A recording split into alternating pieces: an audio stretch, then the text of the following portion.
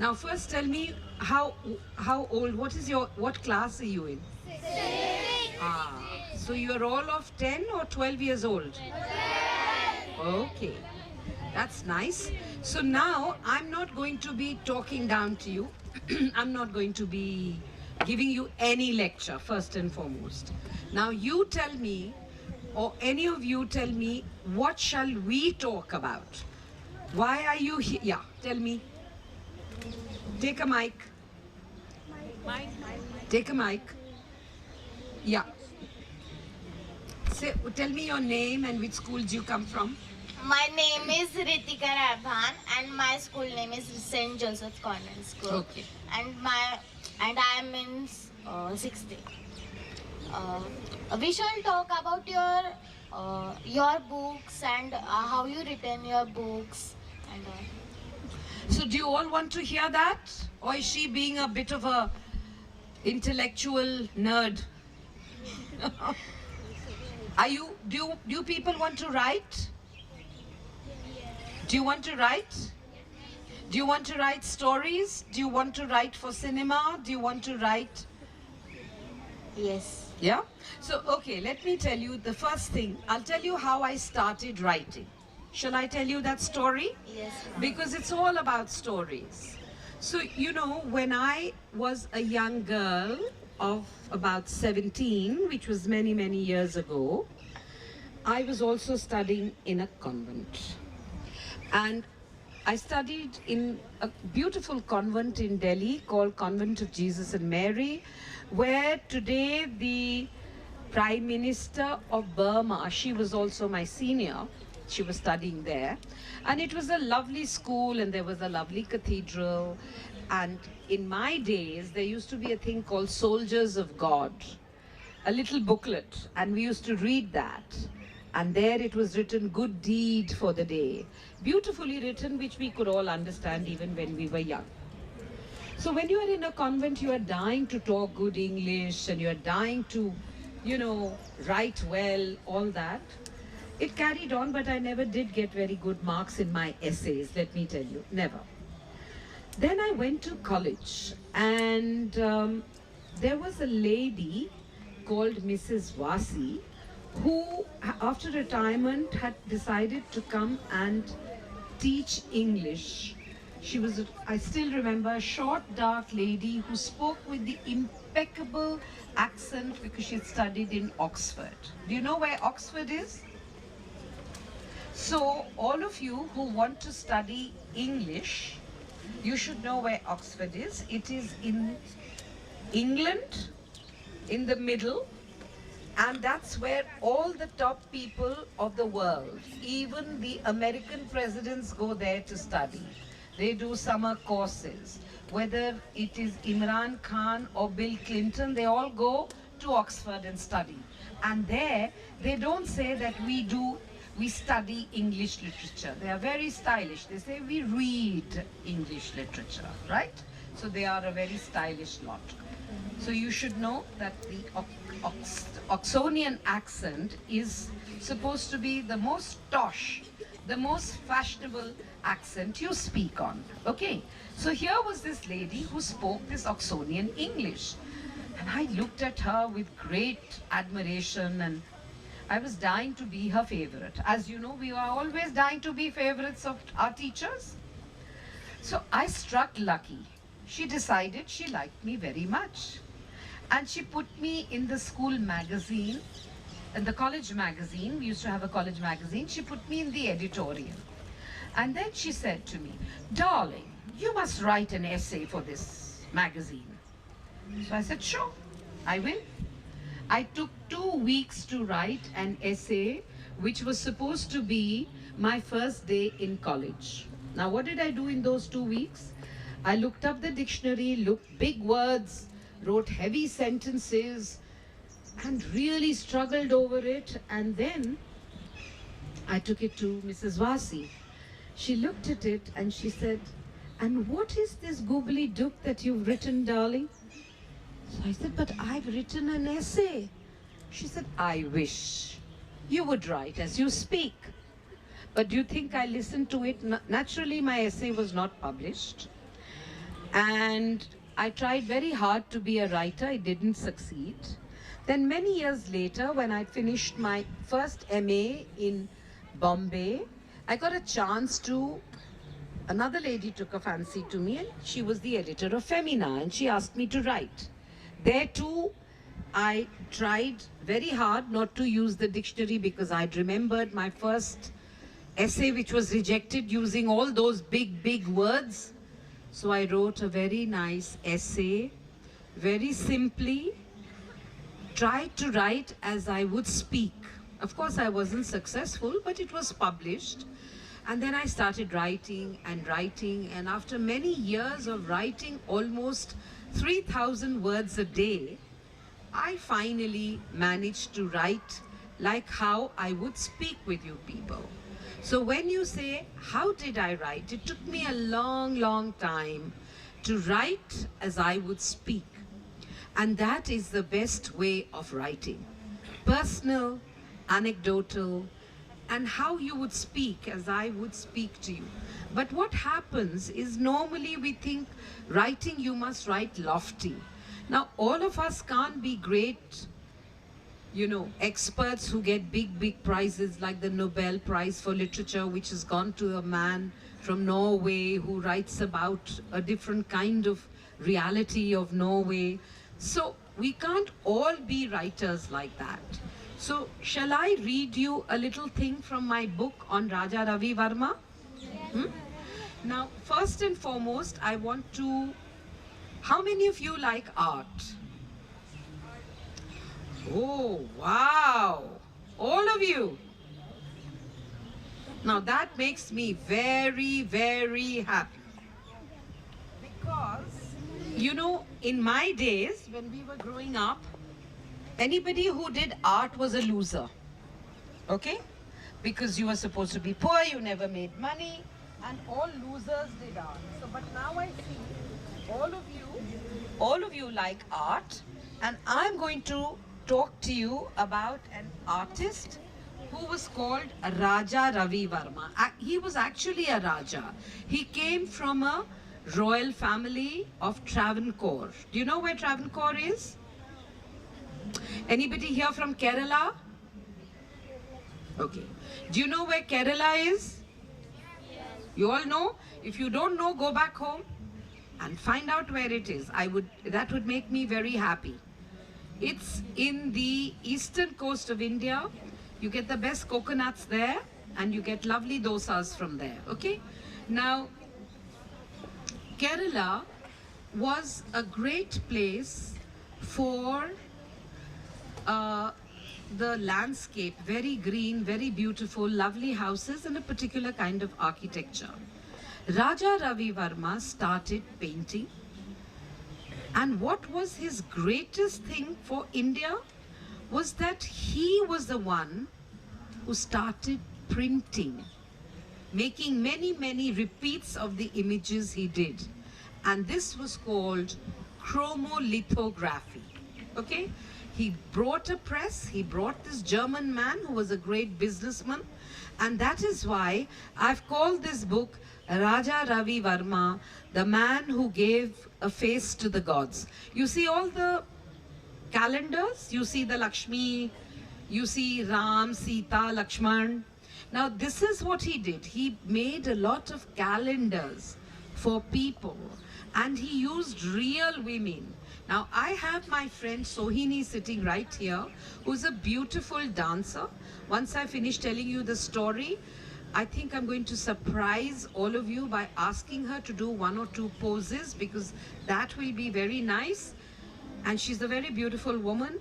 And Raja Ravi Varma painted very beautiful women and turned them into gods and goddesses.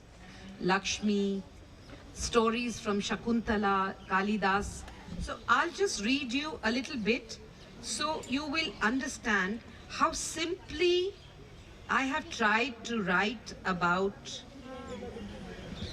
Ravi Varma.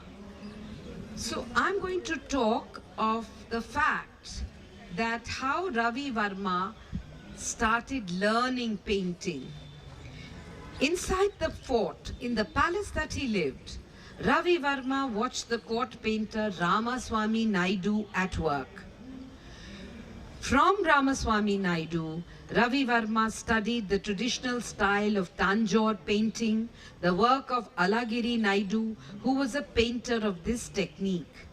In the court of Travancore, he met many painters who visited the Travancore court. Okay, see that? Now let me see. I want to show you one or two images of Raja Ravi Varma's paintings. Can you see?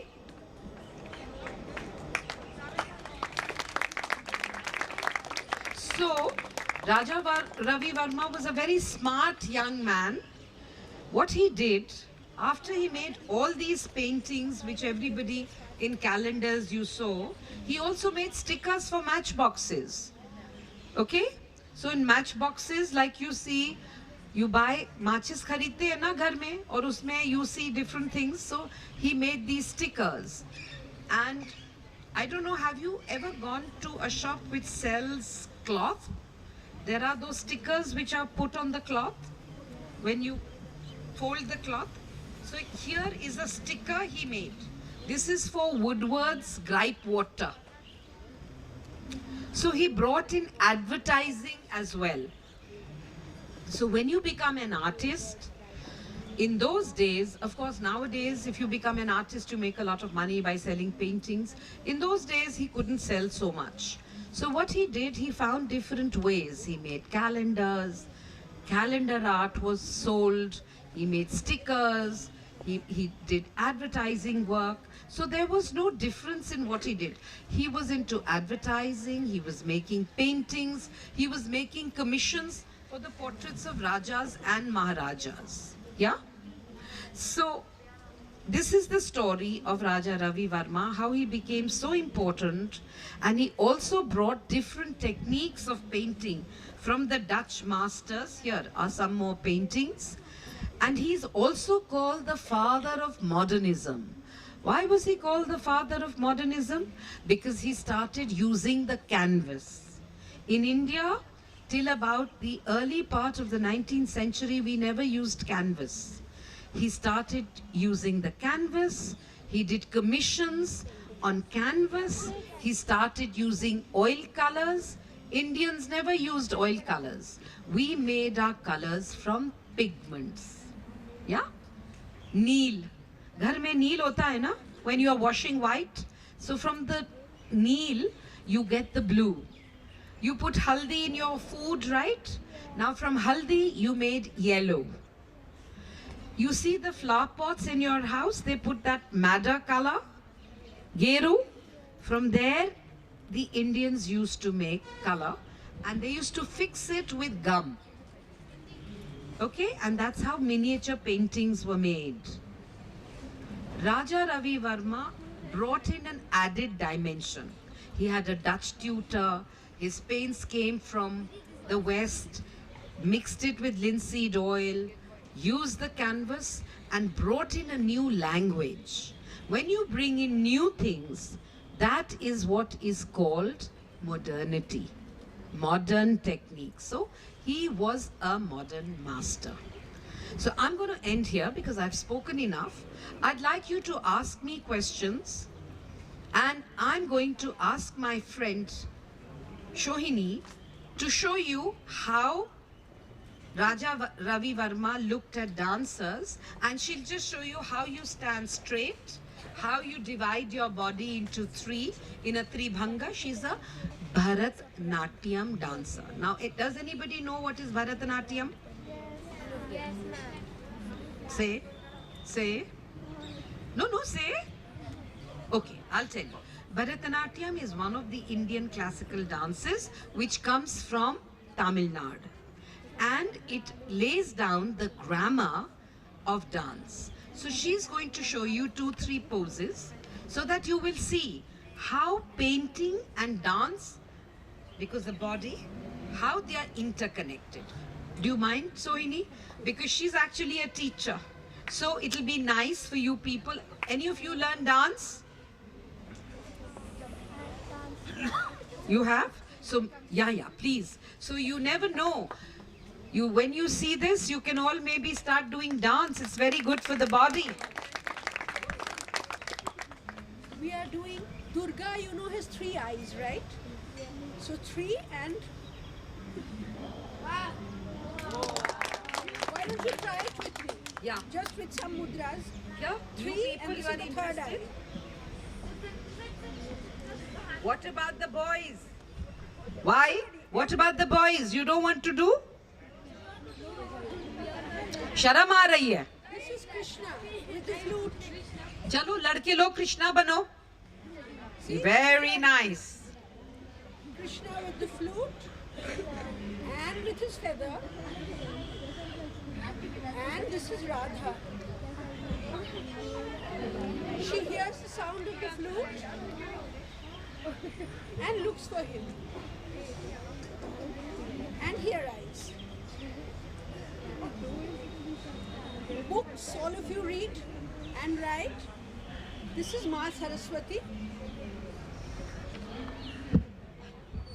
with the swan on one side, the lotus on another, and playing the veena.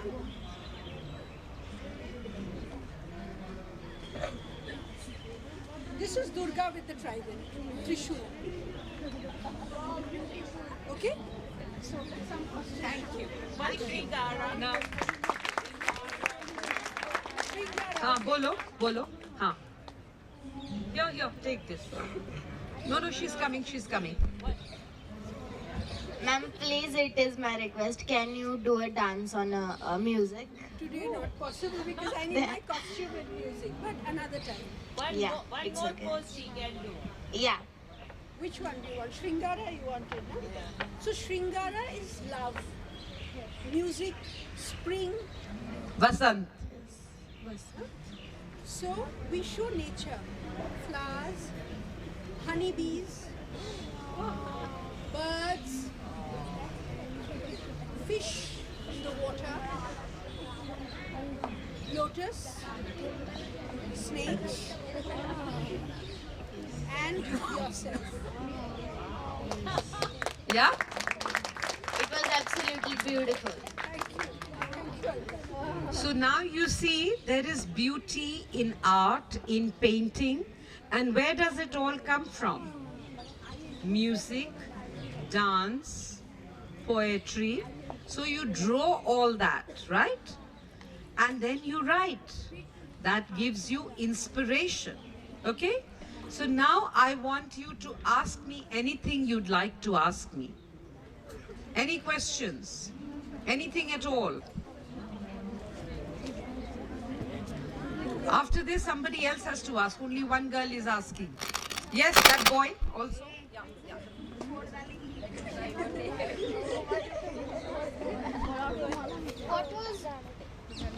What was your first book you written? My first book actually was on music, on the folk instruments and music of Punjab.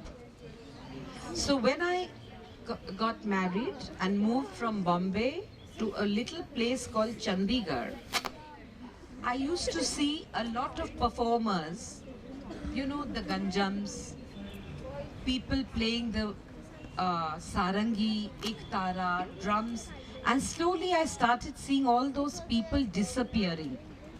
My mother was a trained singer of the Gwalior music, so I felt that I must document all that. So that was my first book, which I did with a CD, capturing the sounds of a person playing the heer on a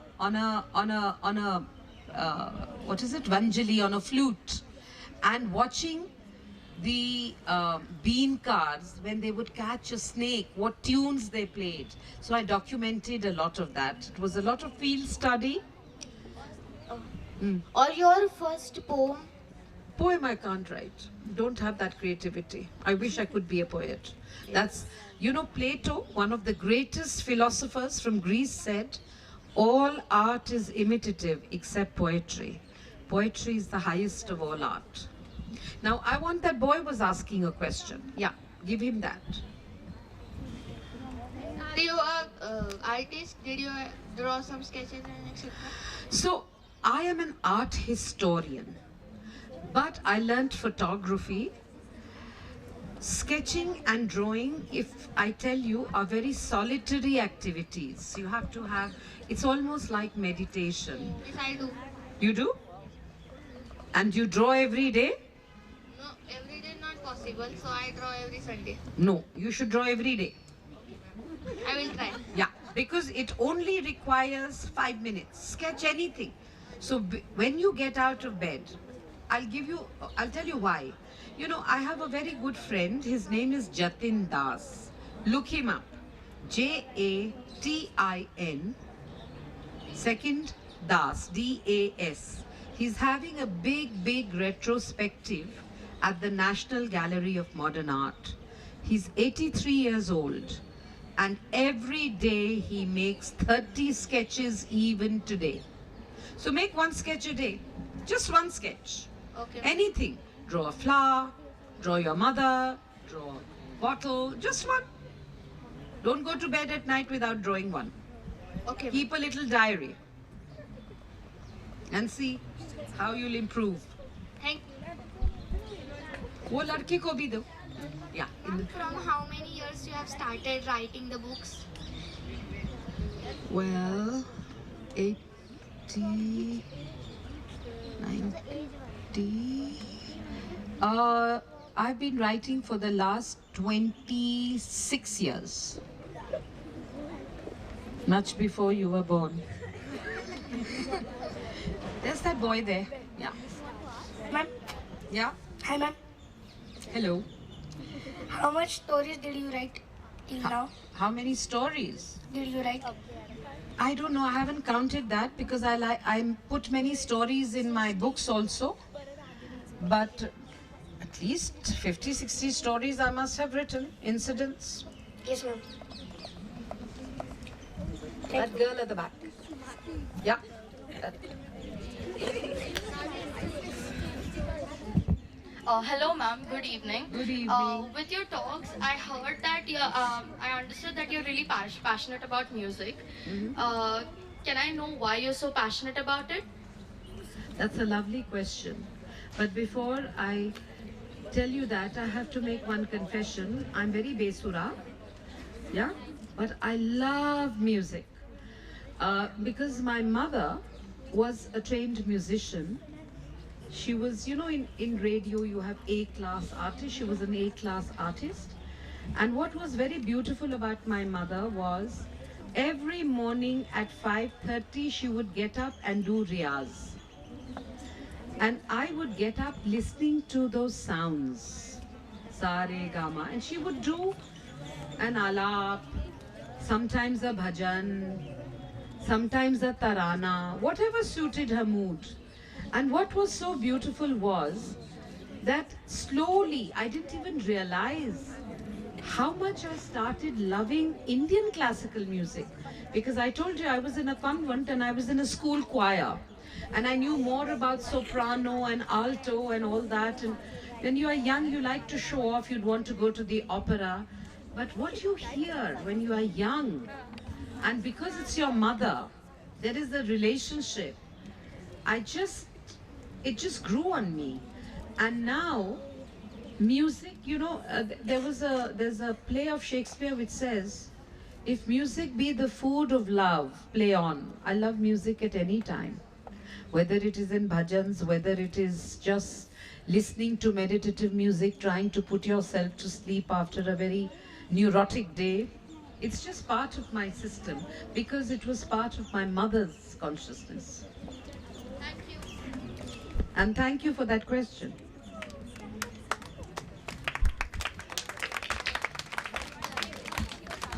Good afternoon, ma'am. Yeah. My question is, what do you enjoy when you are writing?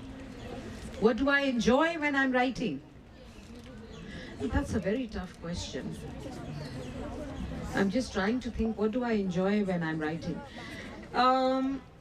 If I have managed to put my thought in the way I speak, because Mrs. Vasi's voice keeps coming back to me, if I can write as I speak, That's what I enjoy.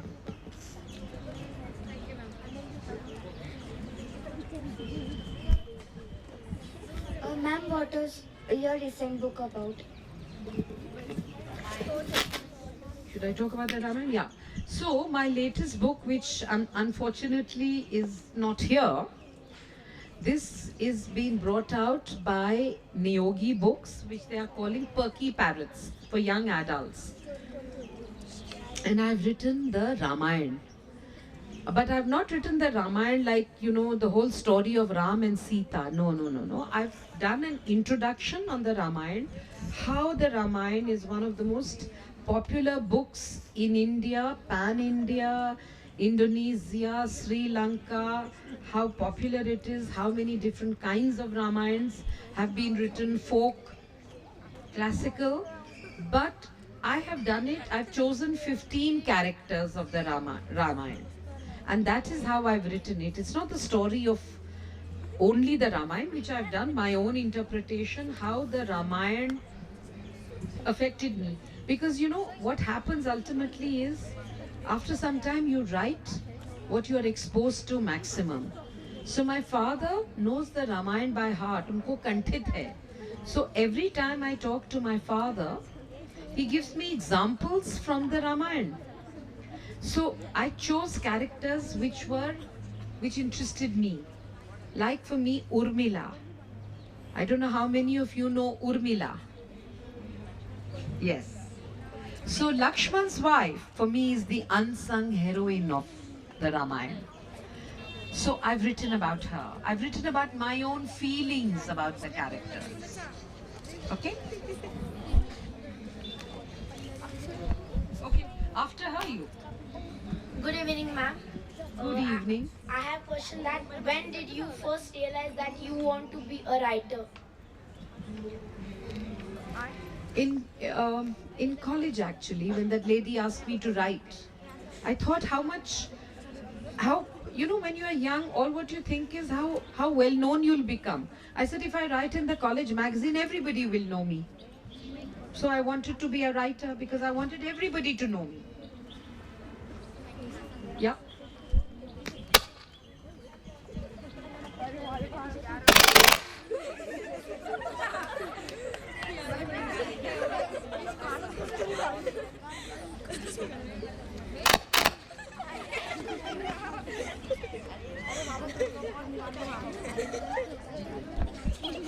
What was your age when you have written the first storybook? I must have been about 36. Not storybook, it was a big book. About 36. It took me that long to write a book. Thank you. Of course.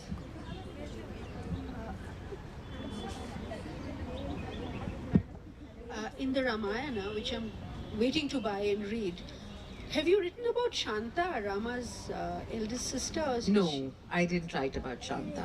What is your views? What are your views on Shanta?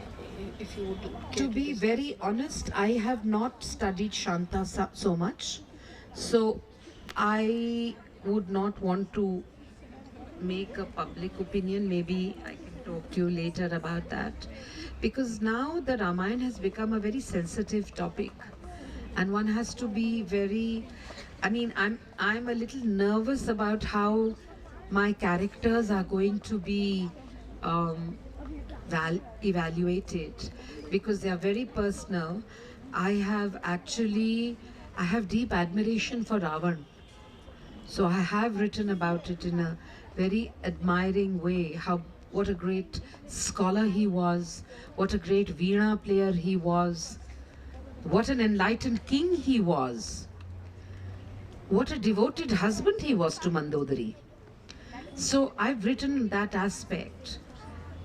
I have not written so flatteringly about Ram, because for him it was Raj Dharma all the time, the character. He was of course an aspect of divinity, but as a mortal being, I have issues with the character of Ram. So I'm a bit nervous. Ram's sister, I didn't even want to get into because it would be a bigger research for me. So I only talked of characters with whom I was very familiar. Yeah, thank you. We finish this. One last question. Because I'm getting very nervous. Ma'am, Yes. how much time you have taken for writing your first book? Okay. Now my first book is very, very special. Okay. So I took a lot of time. It was based a lot on research. I traveled the villages of Punjab because I was documenting. It's not like my Shakti book, which I could write in a year. Because I had to do research, just go to a few libraries, my own personal experiences, the places I have visited, I could do. But when I'm documenting the folk instruments, and the book was called From Mustard Fields to Disco Lights, because the drum which was played for the bhangra, which was done in the mustard fields, how it was played for the bhangra in the synthesizer, how the sounds changed. So I traveled in Punjab for almost 8 years, and then it took me 2 years to write. And it was also my first book. Collating, it was more like a double PhD actually. Yeah, thank you. So thank you, Dr. Alka, for such a spontaneous session. Very interesting insights on a lot of different subjects, I must say. All right, children, you want to give her a big round of applause, and to Shonali, ma'am here too. Big round. Thank all of you for being attentive. Yeah? Yes. Because I teach, I've been teaching a long time, and I have a lot of students who come to my class and don't pay attention. So I am so happy. I hope you will remember some of these things, and I hope all of you will either do some sketching, will look at art, may go for a concert, may become a dancer. It would make me very happy. Because anybody who's involved with the arts is definitely a person who's closer to God.